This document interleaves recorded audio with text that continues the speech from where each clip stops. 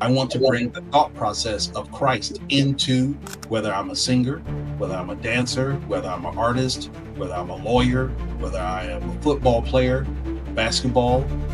Can I do this and also glorify the name of God? If I can, then it is purposeful.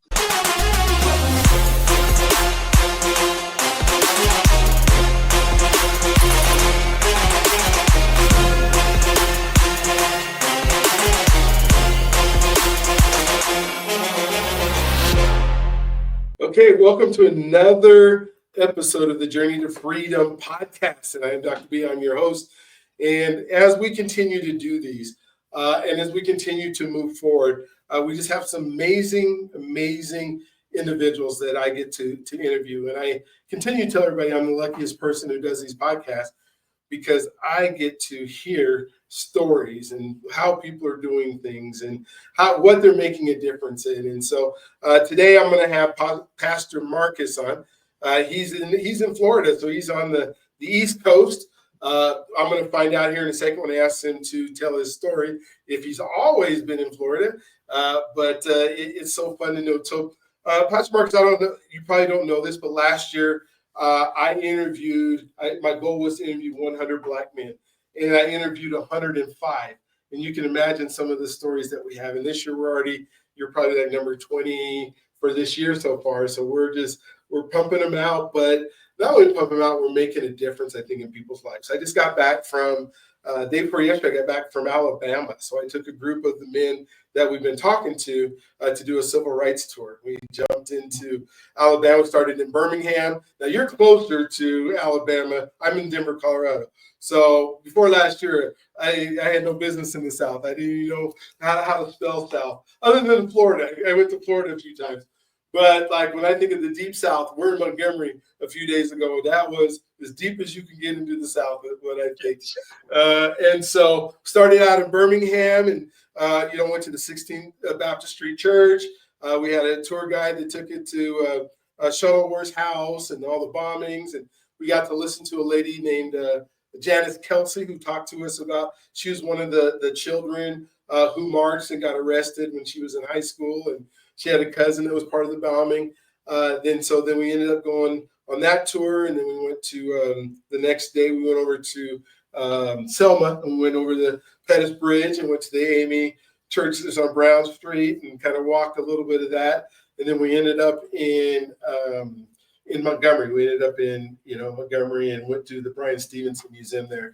And man, when I went through it myself, there was a whole lot of stuff that I felt. But when you take a group of men and then you watch them go through it, it even becomes more intense. The whole goal to come back and do things in community like you yourself are doing and see how much a difference that we can make and being able to stand on the shoulders of the giants who came before us. And I know we say that a lot. But then one of the things I was thinking is how are we preparing our shoulders so that the youth can now stand on our shoulders? And so I'm loving the things that you're doing. I've been in the mortgage world for a while and do a lot of down payment assistance. And I was in homeless services before that and doing all the affordable housing stuff. And so I can't wait to hear all the wonderful things that you're doing out there in Florida. But what I want to start with is just your story. Where what I'm finding and there's some themes that have come out in all of our men that we have done. One of the themes, and this doesn't have to be your theme, but it was when I thought about it, I didn't think it was my theme, and then I realized that it was. And so that was one of the folks saying, well, I wanted to see people who look like me doing stuff that, kind of similar to what I'm doing, that just lets me know it's possible. And I say, well, that was never my theme, right? And then I went to this whole journey to freedom came out of me going to an event that was 500 people in a room, only 30 people of color. How do I know there was only 30 people of color there? Because I counted them. And that's when I realized, yeah, I guess I'm less like everybody else. We kind of just see, who else is in the room, who else is doing something that we're doing. And so just excited about your story. People are enjoying them for whatever that is to find out what happened in your life. So thank you for being on. Thank you for taking the time spending with me today. And I can't wait to chop it up with you. So go ahead and start us out with who you are. Well, thanks, Dr. Brian. I appreciate you having me on, and I appreciate meeting you. To tell you a little bit about my story, we started in North Carolina. That's where I grew up. And usually, a lot of times, even when I was growing up, people would tell me, or they would ask me, "Are you from here?" And I would say yes, and I'd be confused. And they say, "You sound like you're from New York." And I'm like, now that I'm not, I haven't lived there for a while. People say, "Oh, I can hear North Carolina in your voice," especially when you're tired or whatever. I guess the accent is more prominent. But growing up in North Carolina was a challenge for us because we weren't, wealthy, middle class, upper middle class by no means, so it was a lot of the tough streets kind of things. And my mother was a pretty strict mother, so I didn't get caught up in that. And that's eventually how I ended up in the military. Okay. And so I joined the Army when I was 17, but I signed the paperwork when I was 17, but I actually went in at the age of 18 right after high school. I think I was out of high school maybe about 6 weeks, and then boom, in basic training in the job training specific, which for me was surgical technology. I love surgery and the things that it does. So I was there, and then so I'm in school, and then they're telling you your duty station. Now, everybody's heard of California. People heard of New York. About different places that people are saying. And so the lady who's telling us, she said, "Well, I'm going to save you for last." And I'm like, "Uh-oh, where is she said to be? Behind Alaska or something?" I don't know. So that sounds scary. Yeah, you're like, okay, well, you already telling me this. Why are you telling me this? So I got direct orders to go to Berlin, Germany. Really? Straight to Germany? Wow. So, and then when I get there, people are like, "How did you get direct orders?" Because a lot of people go to a specific place and then they go to their duty station. Yeah. And I got direct orders to go to Berlin. Come to find out, the wall came down about 9 months after I was stationed there. Okay. You can't get history like that back. You can't recreate history like that. So that is one of the most beautiful things, which it taught me something, because actually I was on a date that day and we were driving around. And so we saw a lot of people. And me, I'm thinking Berlin's a big city. There's always people on the road. Yeah. And she said, "No, this seems like an extra amount of people here." And I said, "Okay." So we're driving around. We turn the corner and we see the Berlin Wall. I've never seen so many people on the wall ever, first of all. And then second, that's the first time I've ever heard that many different languages spoken in one place. When we got out, we parked and got out, walked up to the wall. There was people from every corner of the world, it seemed. French, German, English, Turkish, everything you can name, speaking. And I guess that's kind of a mantra of my life. That's why I love different people, is because it told me something about our common goals and our common ideas. Mm-hmm. We are all human beings on the same planet trying to deal with the same things. And so to end my story, after that, I got out, and after I got out of the military, came back and ended up in Florida, where I went to college. Actually, I ended up going to college twice since I've been here. And I loved it, but some missteps have brought me to where I am, and God has called me in the ministry a while ago. So some missteps have taught me some things, and that's why I'm on this journey with my e-commerce business and trying to do some more things to help other people.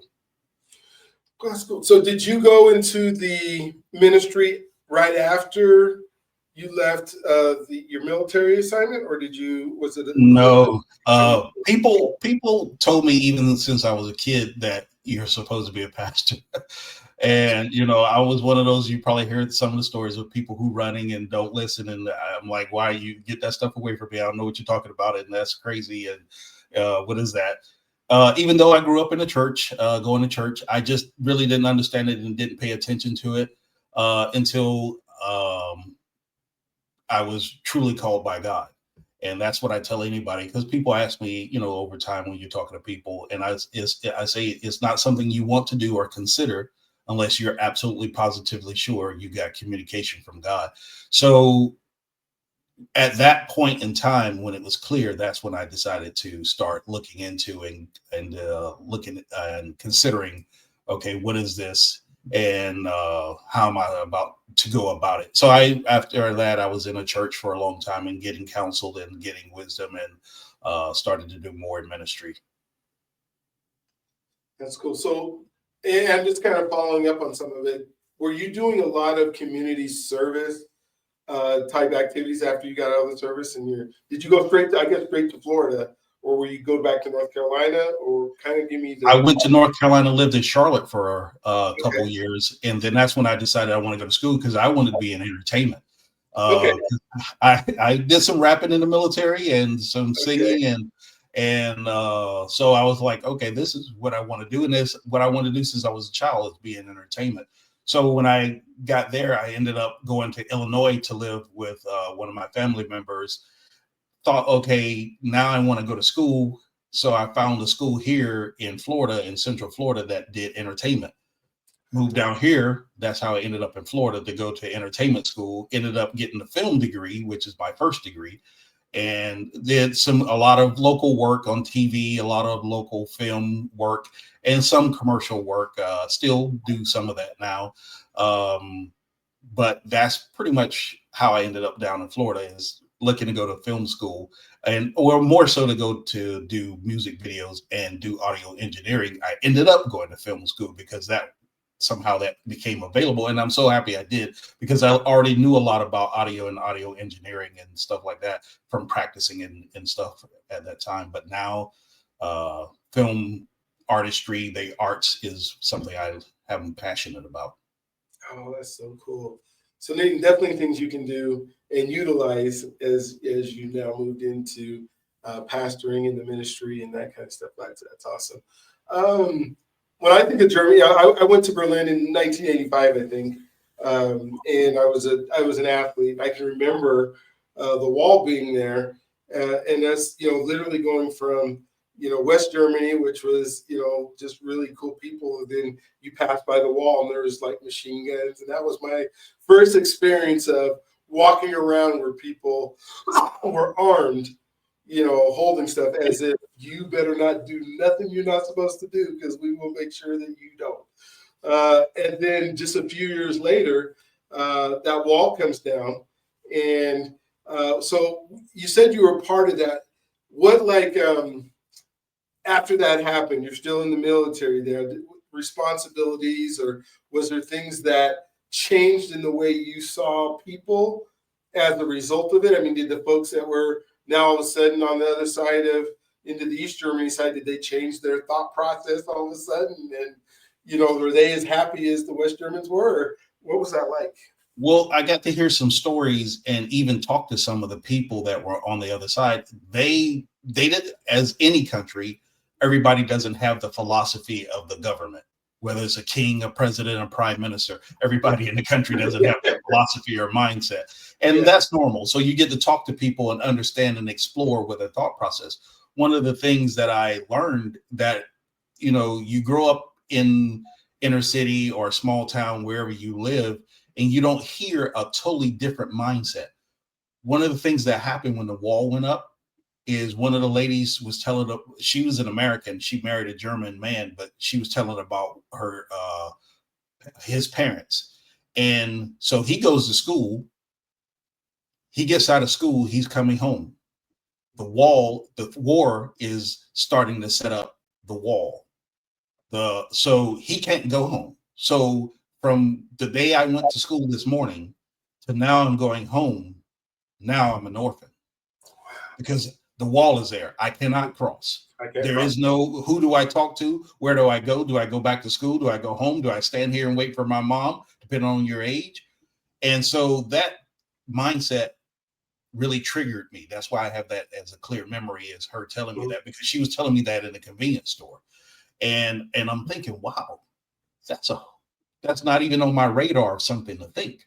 So that has held in my heart and tried, I think, is why in ministry I'm passionate about people at a ground level, not just the overall arcing flashy part of it.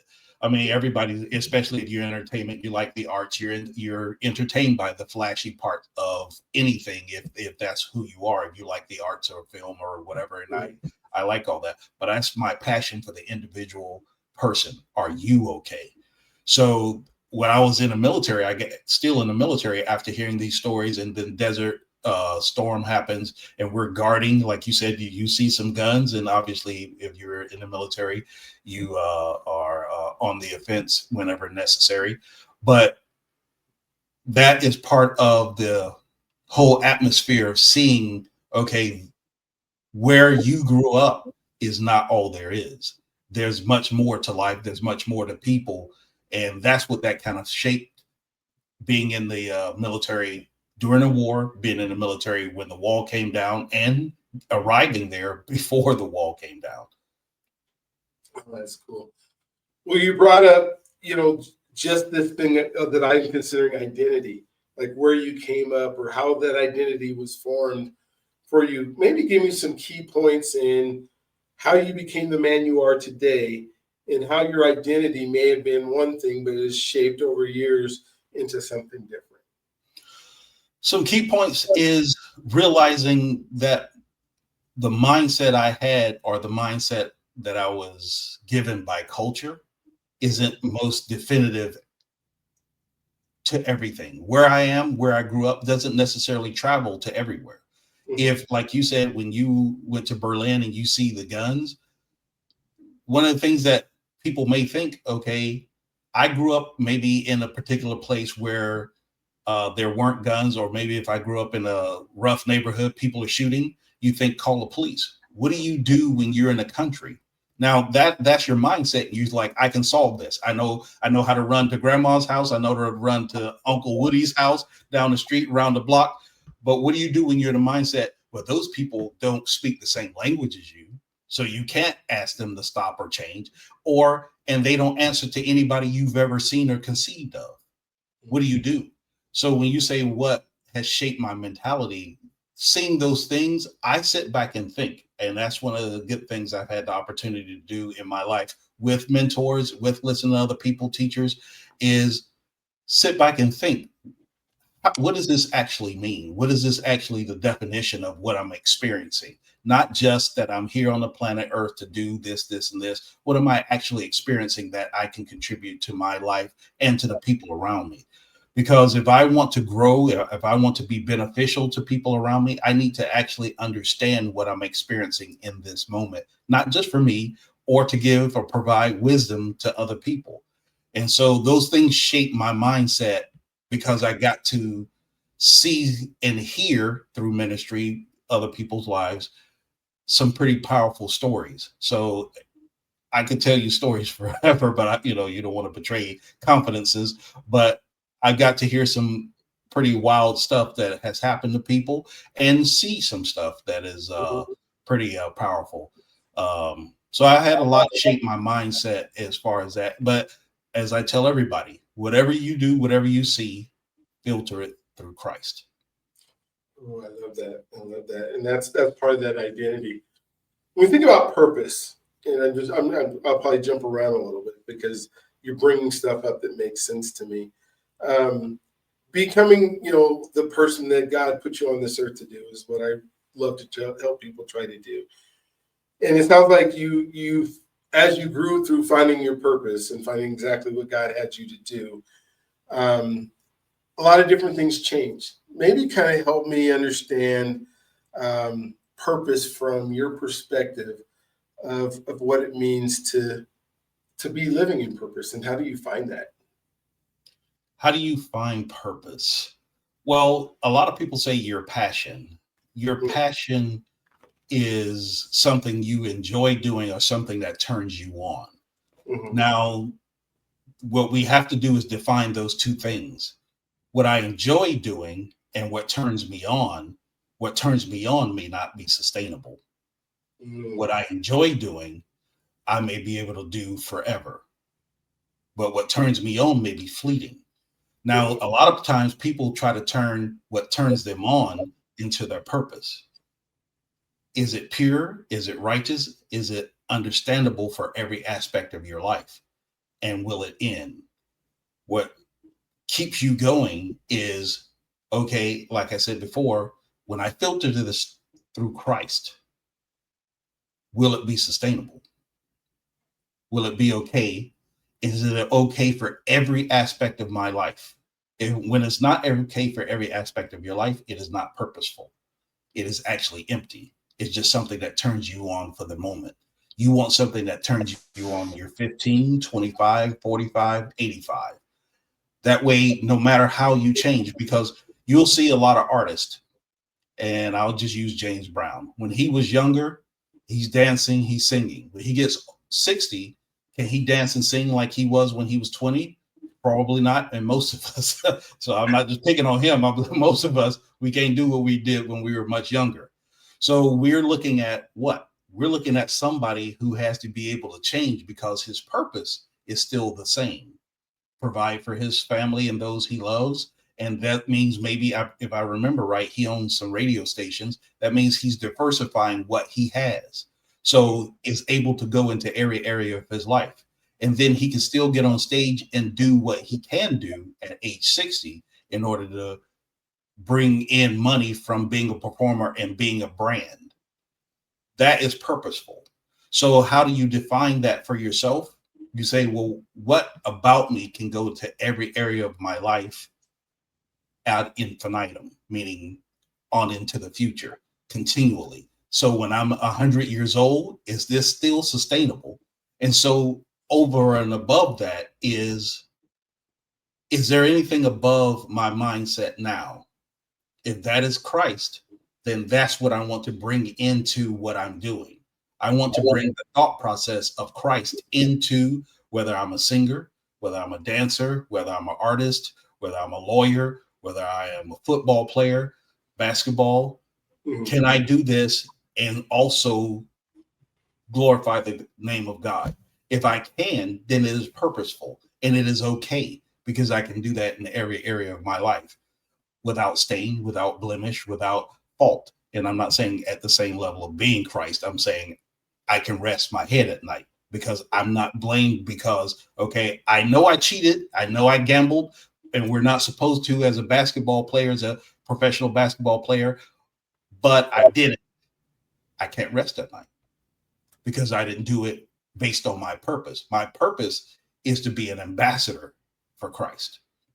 And that's my first overarching. So everywhere I go, I take the name, I take the brand of Christ. We mess it up. We do. But when people see that you have much more of that about you, they'll be willing to forgive a few mistakes. But when you flip it, because you're doing the other thing and you're saying, what turns me on? Playing basketball, looking flashy, gambling, being at all the clubs, that turns me on way more than being an ambassador for Christ. Then that may not be sustainable. It may feel good for 20 years. It may not be sustainable. Yeah, and you bring up a really good point. Because when we think about living in purpose, sometimes we think, like God said, this is what I want you to do, and you do it your whole life. And I don't necessarily know that is a reality. You might think of like Peter, right? He was a fisherman. That was his purpose in life till Jesus said, follow me. Then his whole focus and everything else and his purpose changed. And I think sometimes we get so caught up in trying to, do the thing that we love and say we're going to do it for our whole life that we're not open maybe to seeing that God might have another direction for us, or he might have another place that he wants us to fill in based on all the information we learned in the other experience that we were in. I don't think he just makes us start brand new without, maybe he does in some instances, but in most of it, it's you've learned and grown and became somebody, and now you can use those skill sets somewhere else, correct?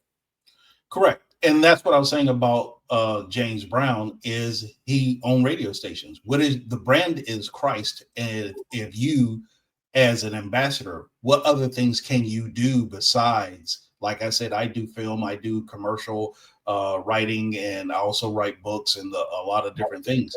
What other things do you have gifts at? Sometimes the gift is one thing, write songs. That's okay. That is your purpose. But how can you expand that to other people? Like when I was young, I wrote songs. Well, I should say wrote lyrics more so than crafting an entire song. But now I do songs. But when I was younger, I said to myself, because, there were more popular artists and producers, And I said, well, have I ever considered, can I write a song for a woman?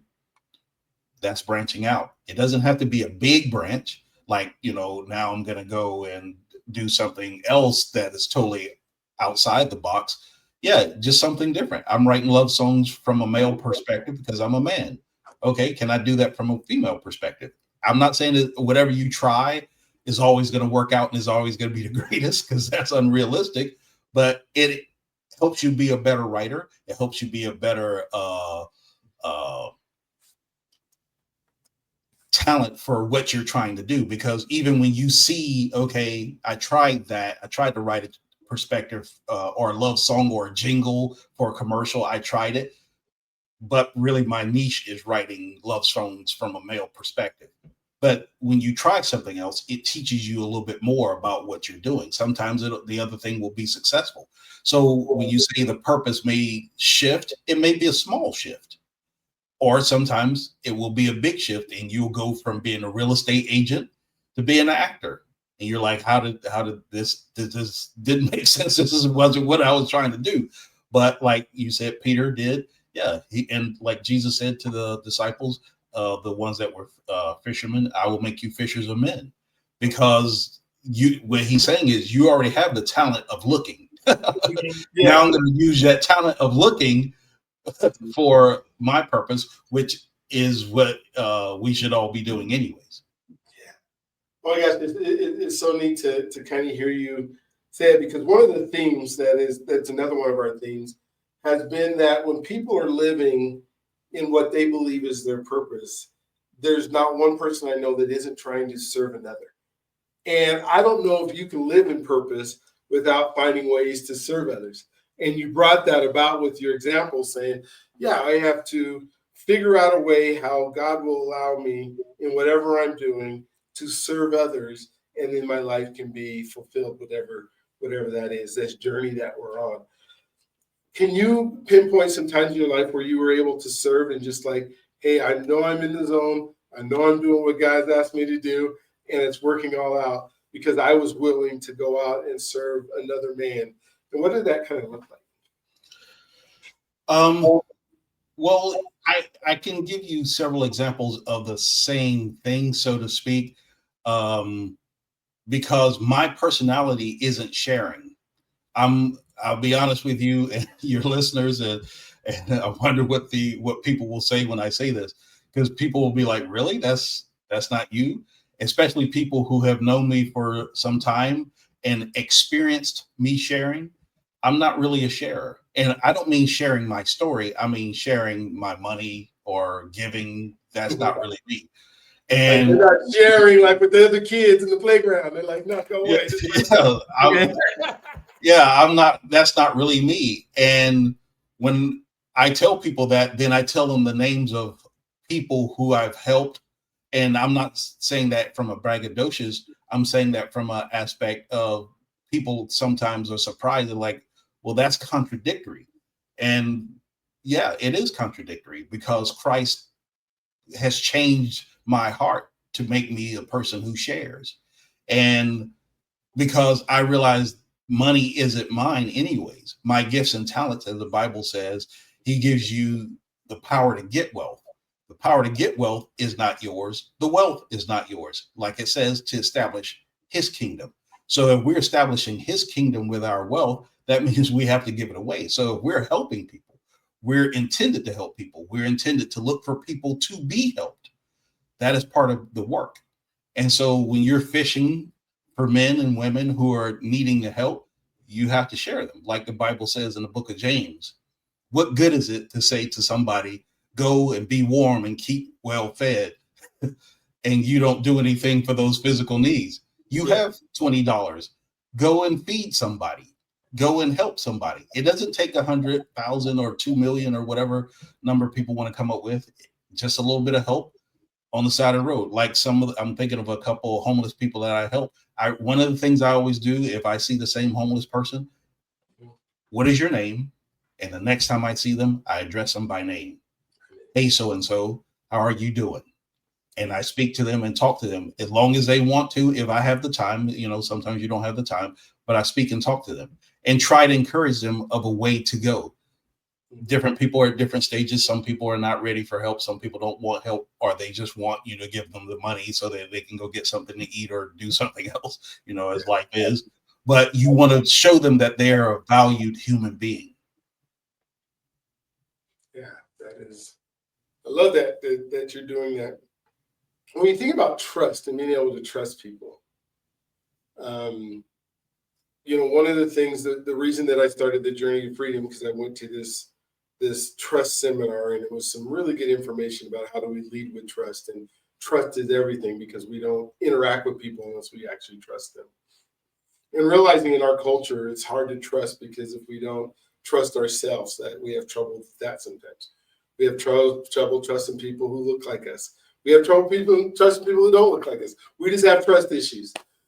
What are some things that you have done in order to be able, because it sounds like if you're not sharing, that's probably part of not trusting a lot too. I mean, maybe they're totally different, but what allows you to trust somebody, and what do you have to do in order to reciprocate that so that you can now go achieve a common goal like housing or feeding homeless or things like that where you have to trust? Well, as like what you started your podcast with, listen to them. Sometimes we want to have the conversation we want to have, us as Christians, us as people who are in business, us as people who are trying to grow a platform. We just want to start telling you everything we got. This is what I got going on. This is what I want to do. This is how I've been. Just listen. Like a person that I was trying to get a deal together with, that hopefully it comes together very nicely. I was surprised that person was trying to sell me. At first, I was going to stop them from trying to sell me. And I said, no, I'm just going to listen. I don't know if this person has something great for me, and I can learn something. I might even learn something about sales. So just listen. Have the conversation they want to have. Why are we trying to force our conversation? Our conversation, we already trust us, or we should. And if you know you're untrustworthy, please get help. The phone number for trust is, no, I'm just joking. Exactly. But if you're not trustworthy, hopefully you'll come around and become trustworthy. But one of the things that, in order to build trust, is listen to the other person that you're interacting with. What's going on with them? And once they show you that they're comfortable, then you can start to work with that as, hey, did you know this? Or here's a book I read. Or now that you say that, show your common humanity. Here's some music you might like to listen to. I'll give you a list of some artists that I think that you really enjoy. Or like I told one person who was always sad and having issues and things of that nature, I said to them, what makes you happy? I said, one of the things that I do if a sad moment comes about, or I experience something sad or whatever it is, I just find some good, clean comedy. Let's just listen to stand-up comedy. There's plenty of it on YouTube. Just listen to some comedy, change your mood, change your mindset, listen to a movie or whatever. It doesn't always have to be something big and grand. And so that's the advice I gave that person. That's what I'm saying. If you're listening to them, you can offer them something that may be beneficial to you both, so that they come back to you hopefully one day and you all can do whatever you were trying to do together, whether it's, a business deal or make a project or whatever. Are you the type of person who trusts somebody until they prove themselves untrustworthy? Or are you the person who says, I ain't trusting anything you say until you develop that, until you prove to me I can trust you? Are you in the middle in that spectrum? That's an interesting question. I am more the person, I give you basic respect and trust based on your credentials. If you say I'm Dr. So-and-so, you say I have done this or whatever, that's why I also enjoy listening to people. Because once you tell me who you are, that's how I proceed. If I don't know, then that's what I'm trying to inquire. If I have to interact with you for whatever reason, that's what I'm trying to inquire. Show me that you are who you say you are, and I give you the basic trust. Once you do that, and I'm going to give you a system that I would recommend to different people. Start everybody off at 10. Everybody that you meet, start them off at 10. Let them tick down to 8, 5, 3, or whatever. Let them decide that. Now, true enough, that person can make a big, huge mistake right away and they go from 10 to 1 immediately. That's life. But Don't just tell people, okay, I started you off at a 10 and you're a 9. I wouldn't tell people. That's something for you internally. If you start them off at 10, if you've been around them long enough, you'll know that their people are going to disappoint you. It's unfortunate. Everybody's going to disappoint you. If you are around people quite often and they never disappoint you, that's the first disappointment, because they're pretending around you. They're not being true and genuine around you. So give everybody initial trust. Give everybody the benefit of the doubt. Everybody's not good. Everybody's not going to treat you well. But as long as you're before me, I'm going to treat you as a human being and give you the benefit of the doubt. If you continue to show me that you're untrustworthy, then all I have for you is thank you. I appreciate you. I know how to deal with you going forward. You're untrustworthy. I'm going to be kind and cordial because I'm a Christian and we all should do that. I'm kind and cordial. I'll introduce you to the things that I think you should be introduced to in life. But until you show me that you should go back up on the scale, and because who you are at 15, you're not at 25, you're not at 45, you're not at 55.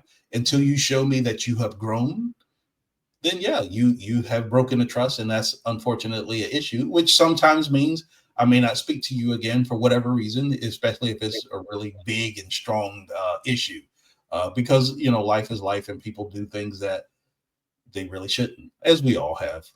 Yeah. Well, and there's levels of trust too. I mean, there's the introductory level of trust where we're trying to get to know each other and that kind of stuff. And you're that person. I'm not giving you my grandchild to go take to the park. Even though you're at a 10 and you haven't done anything wrong, you just haven't met that 18 or 19 that we need in order for you to be taking my family somewhere. But that comes with what I hear you saying is trust comes with relationship. And the relationship is the most important part of the trust. Like, you don't trust me. Well, maybe because I don't have a relationship with you. And that might be, I think that's a big, huge part of it that we tend to forget is, in order to have a relationship with somebody, and you mentioned this, you got to listen, right? We got 2 ears and 1 mouth, right? And so we have to listen and then kind of make that deciphering choices based on what the people are telling us, based on what we get to see, and the same thing with us. We have to show people why we're trustworthy. Why would you want to trust me just because I showed up? No, because I'm willing to have that relationship with you. I'm willing to spend that time where we get to walk together and talk together and come to understanding, maybe break bread together. But relationship seems to be everything. Have there been some relationships that you can say, we can talk about associations and the people that we are around, those top 5 people tend to be, who we are, based on probably within $20,000 of income, within, the same things we like, the same things we don't like, are those associations we have. And finding good ones, especially for Black men, I think aren't as easy as we do because we try to keep everything at the surface. Hey, let's go talk about Patrick Mahomes because there's no threat there. But let's talk about our relationships with our wives. So let's talk about what it means to be a dad. Ooh, that's a little bit more deep. But I don't know if we get to have that conversation. So talk to me about relationships and associations a little bit.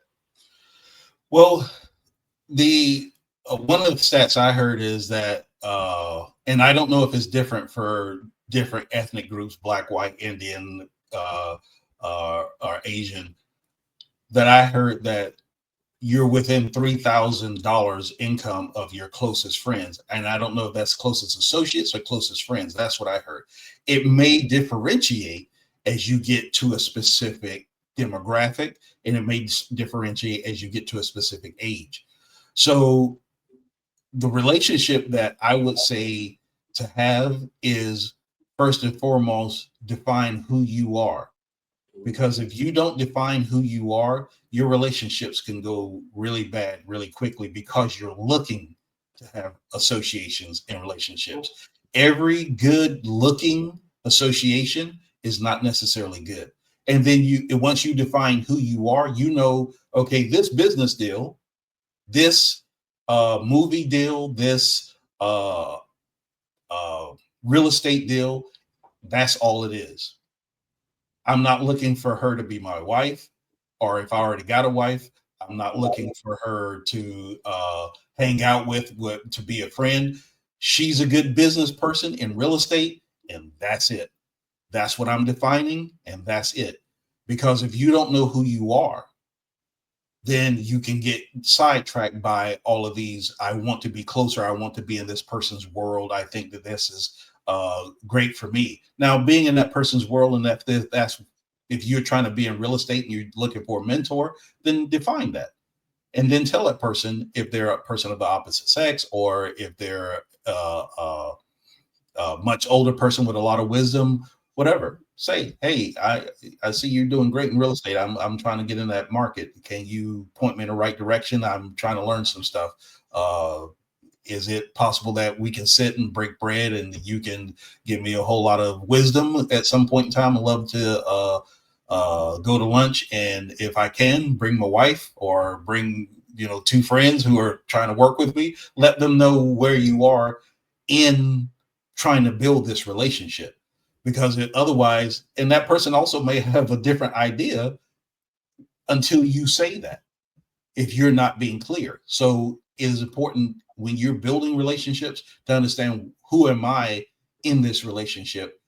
And I don't want to get sidetracked. Now, several options are on the table, but because they might be a good mentor, and you may not be in real estate, but eventually as you talk to that person, you're like, well, I think I might want to try to do real estate because I like what this person talked to me and the principles that they're coming across. So it's different for different people, but I would say that's part of the importance, is define for yourself who you are, and define for yourself, once you come across that person, who do I want this person to be to me? Because it may change. Mm-hmm. It most likely will. I mean, it's just, we evolve, and sometimes as we get better. So if we're working on ourselves, which I think is super important, so that we can become better people, that God would have us be out there helping other folks, we grow. And sometimes our friends or the people who are our closest associations don't. They're not well, and are at different paces or in different directions, different branches or whatever. And so it's important to realize that even though you have the associations of somebody you had when you were in your 20s or when you were in high school, that doesn't mean they need to be your closest friend when you're 50. Correct. And you have to be willing to say, hey, yeah, it's okay. We're going to grow apart. I'm growing in this direction. You're growing in that direction. Or I'm growing, you're not. You're trying to bring me down, right? Because that happens a lot too, is as I go, hey, God told me I need to do this, this, and this. That's what I'm doing. And they're saying, well, he didn't tell me that. And they're staying here. Now they're doing all this thing to pull you down and pull you back from you achieving or you doing the thing that you were put on this earth to do. Yeah. Well, if I can speak on that, that's sometimes part of a cultural mentality that we have to break. Okay. You define you, and I'll define me. Now, if those journeys link up, match up, and work together, that's outstanding and amazing. That's why I'm going to give you basic trust. You're a human being. I knew you since 5th grade. We're now 25, 40. That's great. Now I want you to do you. If what you're doing is offensive to what I'm doing, then we may have to go totally in separate situations, totally in separate directions, up to and including me turning you in to whoever you need to be turned into. If we work at the same job and you need to be gone, or if I became your supervisor or you became my supervisor and you're doing something that's off-putting or wrong or contrary to company policy, hey, it's not about that. It's about, how can I maintain me first? If I'm going to love my neighbor as I love myself, I need to love me. And if you're my supervisor, we known each other since the 5th grade. Now we're 45 years old, whatever age. We're working together and you needed money. So you started breaking company policy, and somehow I found out. I'm not letting you take me down with you. Because when they start asking questions, my name might come up. And now I got to feed my family, feed the people I'm trying to take care of. And you just broke my family and your family. That's not cool. That's not cool at all. So I need to let you go and say, okay, we not boys no more. We're not cool anymore, because you need to go ahead and do you, and I'm going to do me. Now, I'm gonna warn you maybe, and I'm not necessarily saying the boss and employee relationship. I'm saying any relationship when you're trying to build trust and maintain relationships and grow. I'm gonna let you do you as long as what you're doing is okay. Meaning, you're not doing something crazy. I need to turn you into the law. Yeah. But I'm moving on. I'm not letting you pull me back or say, oh, we're supposed to be here. We're supposed to stay here. We're not supposed to grow. And what you're doing, going across the world, and you traveling all over different places or whatever people like to say to try to hold people back. That's your issue. That's not my issue. I think of my life differently than you think of your life. When we can break bread, let's break bread. Yeah. If you don't want to hear my journey around the world, that's fine. We can talk about high school memories and football or basketball or whatever we did. There's nothing wrong with that. But I'm not letting you stop me from being me and growing and doing what I need to do. And thank you for sharing that too, because I think it's such an important concept. We think that there's this loyalty that just because we were friends at this point, or just because we hung out at this point, we have to do this over and over again. And sometimes I get together with my, whether high school buddies or college buddies or, people that I had, and all they want to talk about is what happened in 1983 or what happened in 1990.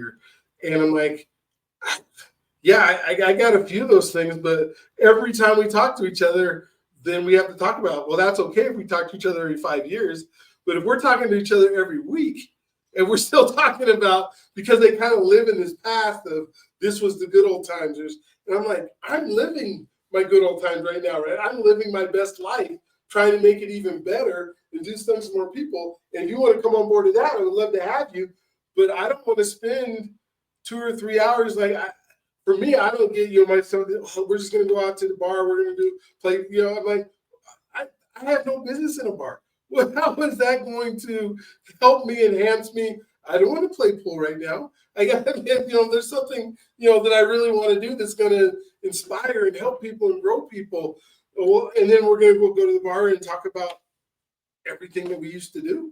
Yeah. Yeah, I had a friend, and we're still good friends, and I appreciate him because I pushed him to be more honest with me, and now we're more honest with each other. But we've been friends. Wow, probably has it been 25 years now?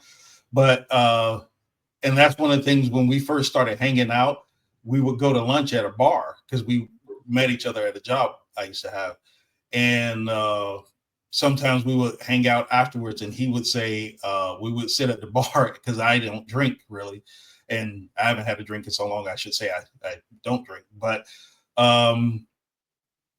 we would go to the bar, and he would order a drink, and he'd say, "My friend here will have a glass of milk." And I was like, "That's fine with me. I don't have a problem with that." Yeah, I'm not offended by that or whatever. I know you're making a joke, but I'm not offended by that because I'm not drinking, because I am going to do me.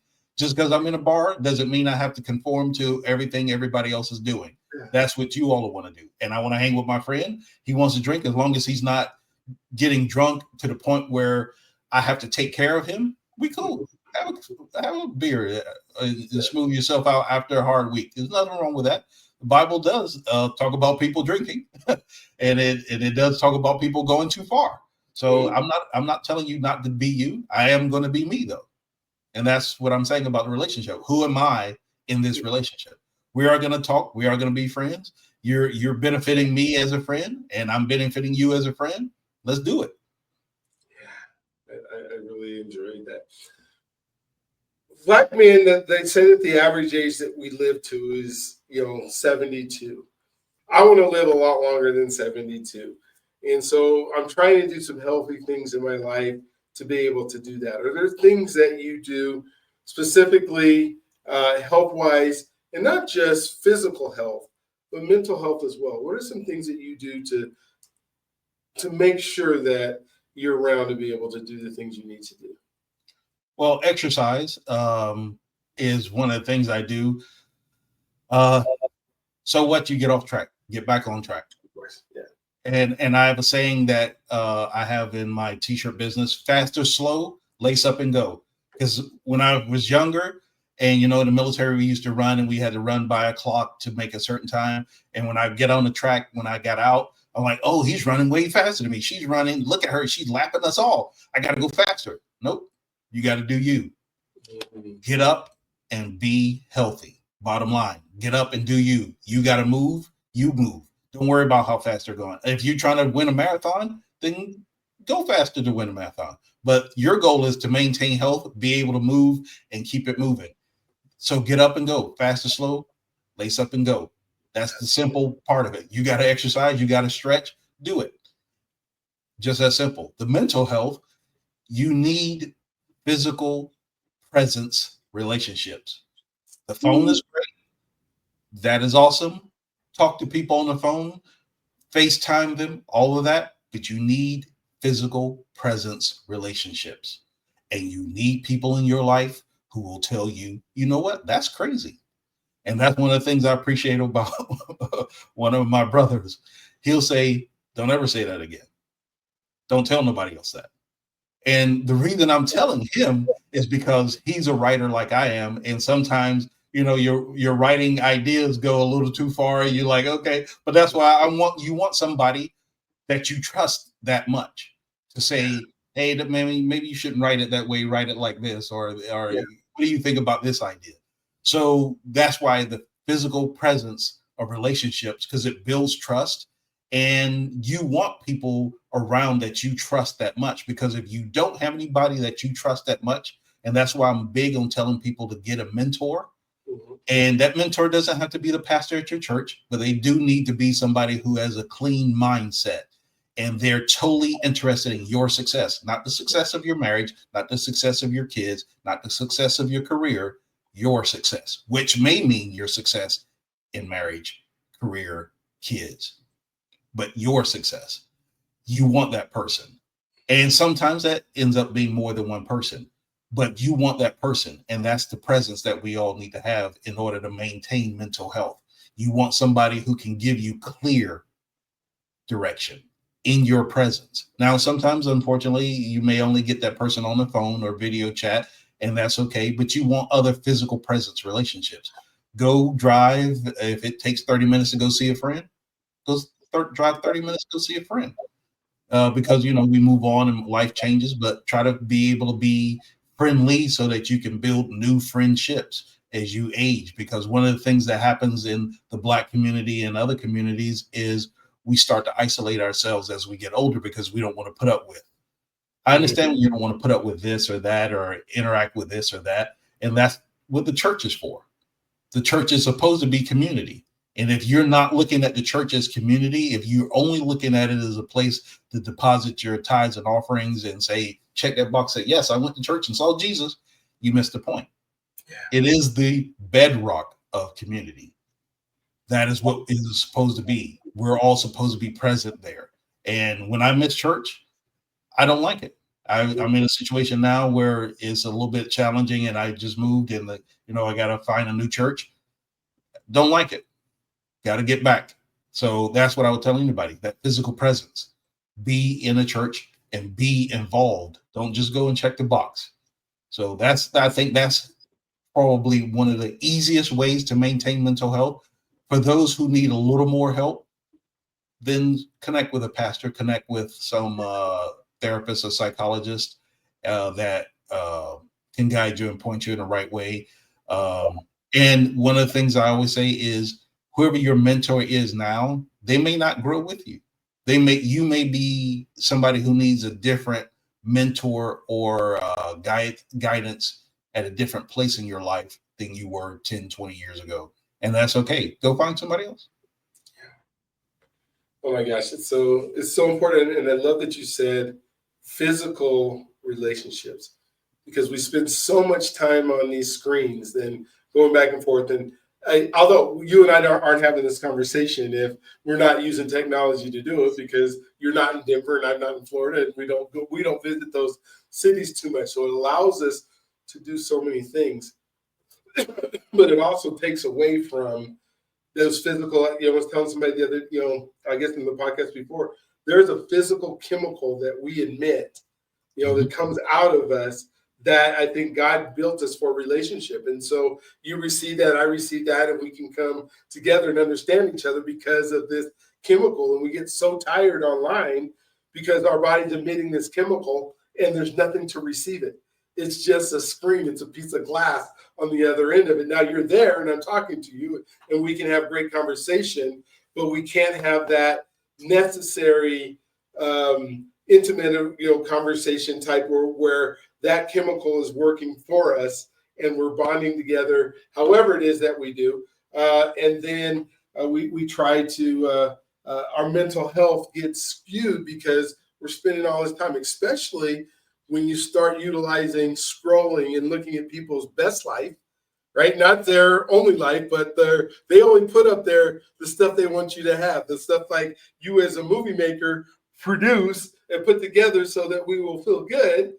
And then we start thinking, well, that's his life every day, all day, 24/7. And you're like, nobody gets to live like that every day, whether it's an adventurous or whatever it is, but we start comparing. And that can hurt our mental health as well. Oh, so thank you for sharing that. I appreciate it. As we kind of wind down our time, is there anything that you wanted to make sure that you shared with us, things that you're doing, things that are going on, or just pure things that you wanted to add on that we didn't get to talk about? Yeah, thank you. And I appreciate you giving me the opportunity to speak about a few things. I hope I was encouraging, but one of the things I'm working on is my next book, my book, Challenging Your Worldview in Search of a More Excellent Way, has been out for a couple of years. And I appreciate people reading it and looking at the different reviews. If you go some platforms, you'll see some people don't like it, but I think they missed the word challenging. And some people love it. Some people, even somebody told me that they're rereading it again. A couple people told me they read it a couple times. And that's the way it is intended. Like I say in the book, it is intended for you to read this book with other people, because the book is a self-help book, but it's a community self-help book, because I want you to bounce your ideas. Like I said, sometimes you go off the rails with your ideas. Especially if you're thinking about doing something, where is this really who I am? And that's why the Bible says, how can they hear without a preacher? Yes, you can just read the Bible, but God gave us the fivefold ministry for a purpose: physical presence, the spiritual interaction with another person cannot be replaced, even sitting and just reading the Word of God. So reading my book, which helps coach you through the Word of God, I want you to talk to another person. So Challenging Your Worldview in Search of a More Excellent Way, that book is going to have a volume 2 and a volume 3, which are going to be coming out hopefully end of this year, next year. And I'm also doing my music, Marcus L. Davis. You can find my music on YouTube. And we're doing my e-commerce store, Marcus One Media, marcusonemedia.com. If you like a nice t-shirt, you like a nice hoodie, and we got plenty of other stuff on there to choose from. Got coffee cups, but the purpose of me selling that is to help build the affordable housing, and to do that in ministry. We donate 50% of the year-end net profits. So every year we make a profit, we donate 50% of the proceeds. So if people would like to go there, we definitely appreciate it. And it's great meeting you, Dr. Brian. And this is a pretty interesting conversation. You never know where a podcast is going to take you, and this is good stuff. Yeah, it's fun to learn people, and to me, like he is with you, it's all about relationship. And so the more relationships that I can gather, like I said, I'm the luckiest person who gets to do these, because I get to start creating relationships and lasting ones with the folks that are across the screen with me. And so the book, again, Challenging Your Worldview, you want to make sure you pick that up. You go see it. And Marcus Davis is right, is where they can. Marcus One Media. Marcus One Media. Marcus One Media is where you can find Marcus. And for those of you who are saying, hey, this one was a good one for me. This one is one that I can go back and listen to and watch. I can promise for every one that we're doing, there's others that you will be enlightened, that you will enjoy watching. If you just hit the subscribe button, be able to do that, notifications. But if there are ones that you've seen that you know could probably potentially help somebody else, please share them with them, because our goal is that we get better all the time. You know, I believe that we're God's greatest gift, and he loves you if you allow him to. But if you're not in a space where you can be around, where you get that spiritual, intentional relationships with people, make sure you do that. You're not going to get everything you need here online with us. I love that you're watching this. I love that you're paying attention to it. But go find some people that you can be in community with, that you can be in physical community with, and then just continue to watch what we're doing. So you guys have an amazing, incredible day today. We'll look forward to talking to you on the next one, and we will talk with you soon.